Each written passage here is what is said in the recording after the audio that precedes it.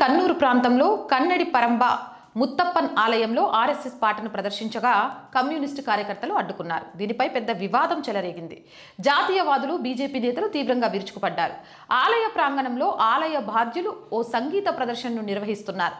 ఈ సమయంలో గాయకులు పరమ పవిత్ర వదమి మన్నిల్ భారతాంబాయే అన్న మలయాళ దేశభక్తి పాటను పాడుతున్నారు.